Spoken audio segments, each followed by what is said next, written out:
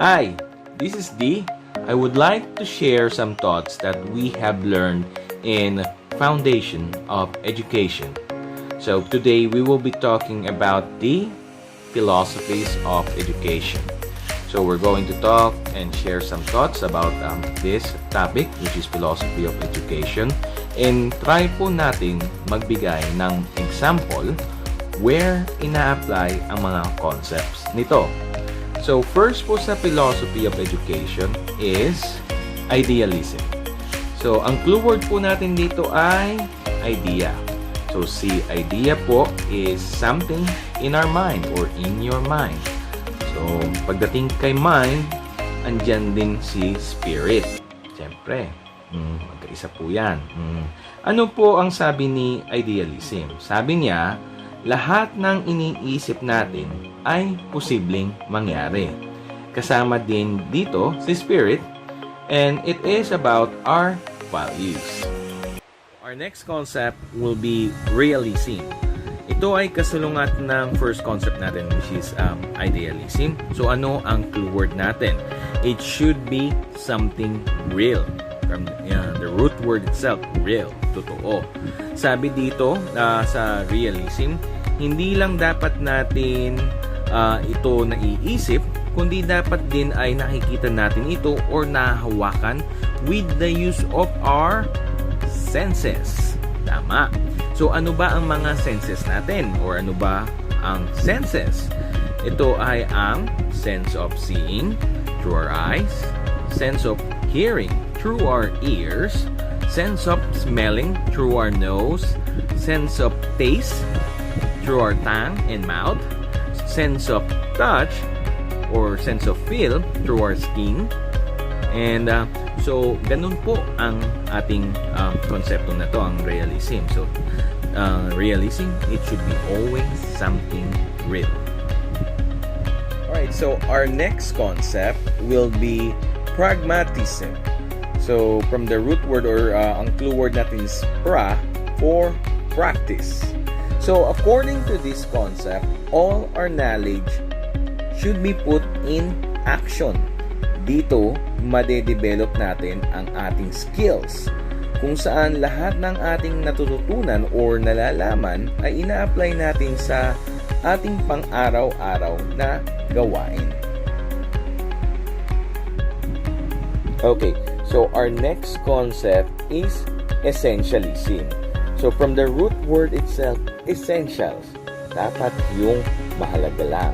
So meaning to say, dapat yung importante lang ang ituturo natin mga educators. So as educators, we should teach the basic or the common body of knowledge.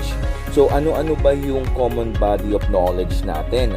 Una, meron tayong tinatawag na 3 R's. So ito yung reading, writing, and arithmetic. Now, under the 21st century learning, we have the 7 C's. In-upgrade na po ito. Ito ay ang computer skill, collaboration skill, communication skill, cross-cultural skill, creativity skill, critical thinking skill, and career learning skill. So dito, nakatuon tayo sa mga essential skills na kailangan natin sa pang-araw-araw, lalo na sa ating mga trabaho at propesyon. So yon ang essentialism, where kailangan lang natin dito ituro ang mahalaga. Our next concept will be perennialism. So narinig nyo na ba ang phrase na, is this something perennial or nangyari na po ba ito ulit? So in perennialism po kasi, it is about unchanging. So, perennialists believe that the focus of education should be the ideas that have lasted over centuries. So, they believe the ideas are as relevant and meaningful today as when they were written. So, best example po natin dito ay ang Bible. So, how is perennialism applied in the classroom? So, the goal or our goal as a perennialist educators is to teach students to think rationally and develop minds that can think critically. For example, reading, writing, speaking, and listening are emphasized in the early grades to prepare students in the latter grades to study literature, history, and philosophy. Okay, so our next concept will be existentialism. So from the root word itself, existence.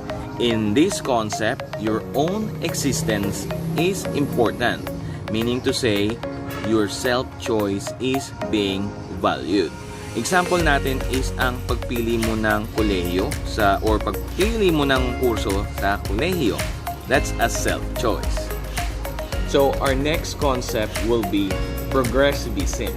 So we have our clue word here from the root word itself is progress or change. So pag may progress, may development, or may change. Another situation sa progressivism is the strike the iron while it's hot.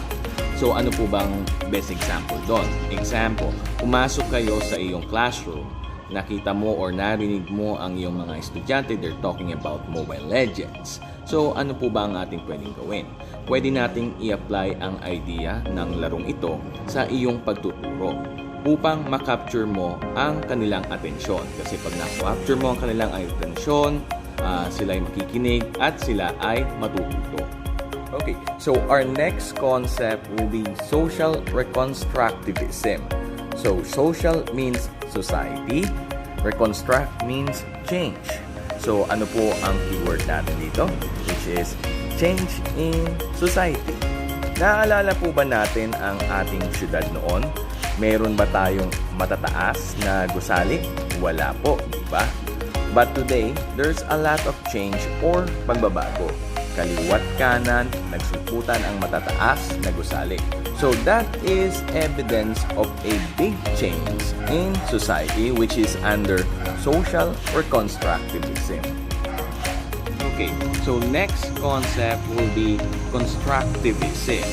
So from the root word construct, meaning to say or meaning to create. So we are going to create our own idea, our own concepts based on our past or based on our experiences. So that's how constructivism works. Next concept will be hedonism. So what is hedonism?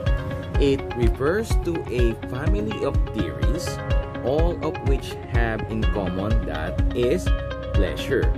So pleasure plays a central role in them.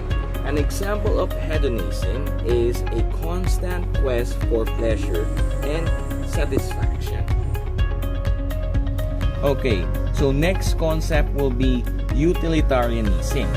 So here in utilitarianism, ito ay kabaliktaran ng naunang concept which is hedonism. In here, it is a theory of morality o moralidad which advocates actions that foster happiness or pleasure and oppose any actions that cause unhappiness or harm. Ang kaibahan po nito sa hedonism is to do good and not cause any hard feelings at all to others, especially with their own satisfactions. More on selfless ito, while hedonism is more on selfish. Ganun po sila nagkaiba. Okay, so the last concept we have is nationalism or love of country. So here, it refers to educational programs for and about nationalism, aiming at cultivating people's knowledge about the nation state and instilling a sense of national identity, patriotism, and loyalty to the nation. Okay, so those are the concepts that we have learned or you might encounter in Foundation of Education under the Philosophies of Education. It is very important to all educators and future educators to understand this topic. Please keep in mind that educators wasn't born just to teach. They were born to inspire others, to change people, and to never give up when faced with challenges that seems impossible. So guys, thank you for watching and God bless to everyone. Mabuhay.